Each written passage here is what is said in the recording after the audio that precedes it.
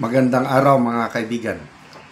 Bigyan natin ng reaction ngayon itong post ng News 5 55 minutes ago. Pahayag ito ni Congressman Puno sa impeachment case na isasampa ni Congressman Barsaga laban kay Pangulong Marcos Jr.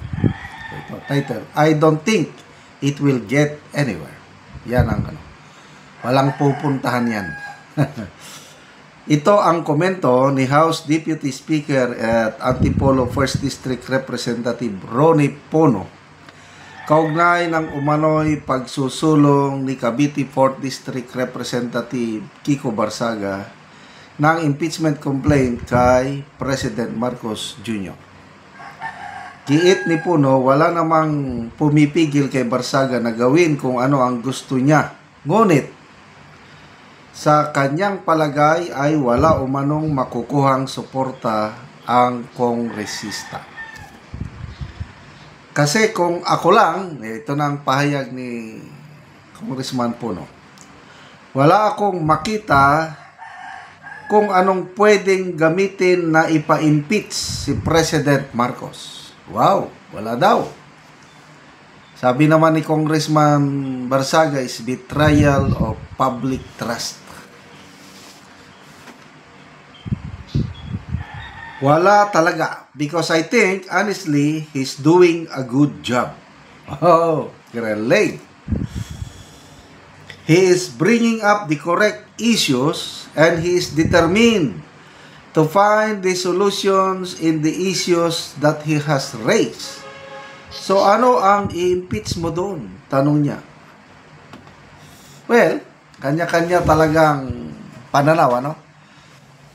Yan ang opinion ni Congressman Puno, but hindi rin niya mapigilan si Congressman Kiko Barsaga, may nakikita niyang mali. Betrayal of public trust. So ano yung posibleng betrayal of public trust na grounds for impeachment? Si retired Supreme Court Justice Antonio Carpio mismo ang nagsabi. Excuse me. Na ang Pangulo, itong administrasyon ng Pangulong Marcos Jr. ay much pervasive ang corruption niya kumpara sa kanyang ama, Marcos Sr. nung martial law.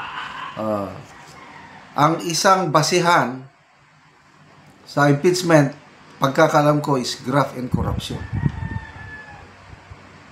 So, yung pinirmahan ng Pangulo na 2025 national budget na sinasabi niya na binasa daw niya lahat, ni-review, inanalyze ang 4,057 pages ng 2025 GAA. Nakapaloob doon 450 billion budget insertion. 29 billion lang ang kanyang bineto.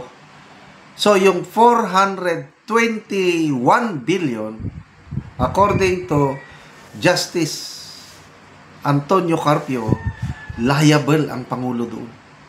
Pananagutan niya yun. 421 billion na ito ngayon ang issue, ito ngayon ang sanhi ng corruption sa DPWH sa mga flood control projects. So, wala daw basihan. Depende na yan. Depende. Ang sa akin, importante lang na mayroong isang kongresista na may tapang na magsampa ng impeachment laban sa Pangulo. Agree ako na walang patutunguhan.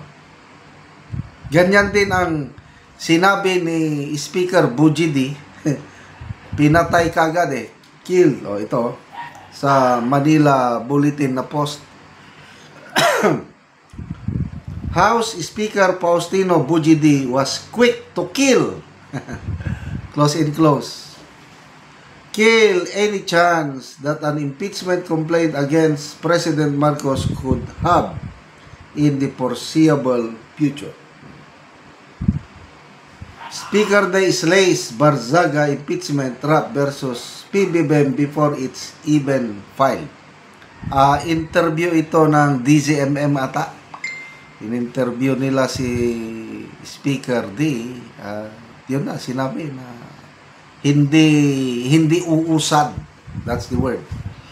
Kasi daw, hindi priority ng Kongreso.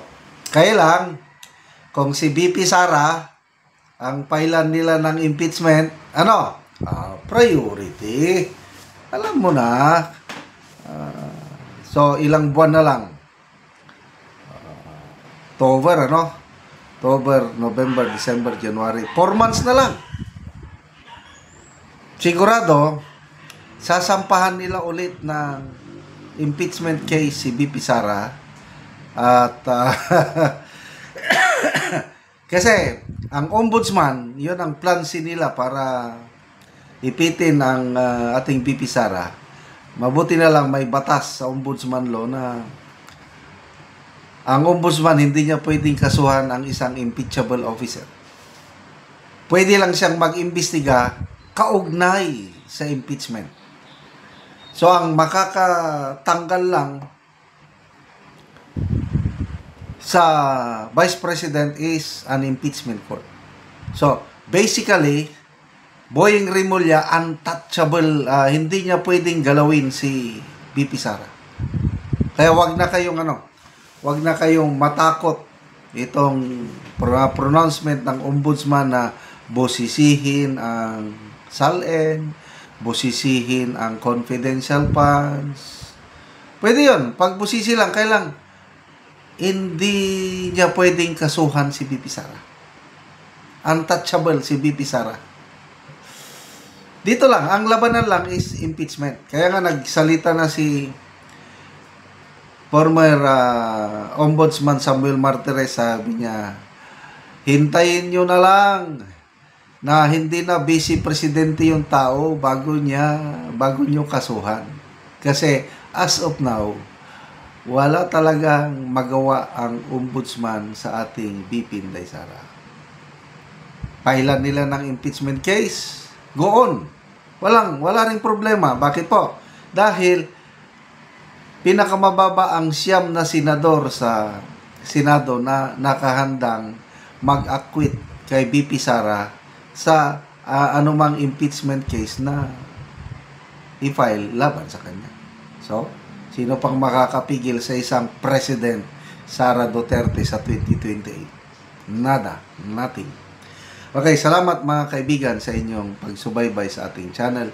Nakakatulong kayo ng malaki sa tribong Talandig ng Bukidnon dahil ang income natin sa channel na ito is pantulong po sa tribo. Namimigay tayo ng livelihood assistance sa kanila, nagpapatanim ng saging lakatan at Arabica coffee.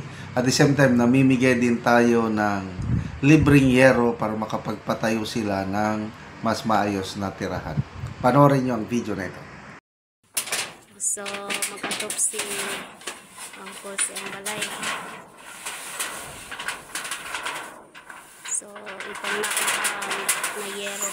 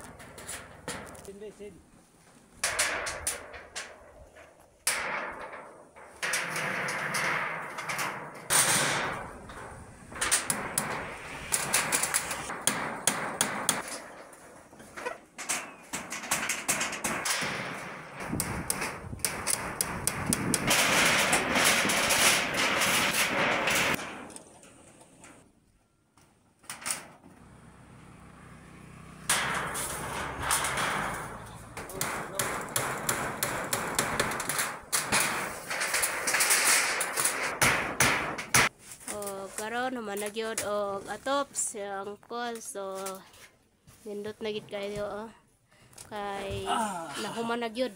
O atop ang iyang balay.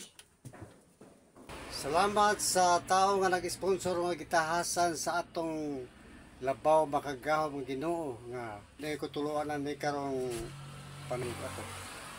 So maayo na gid imong atop call. So dili na gid katuluan. Daghang pang mga katuligan nga imong mabutan para sa dangdum sa hinabang.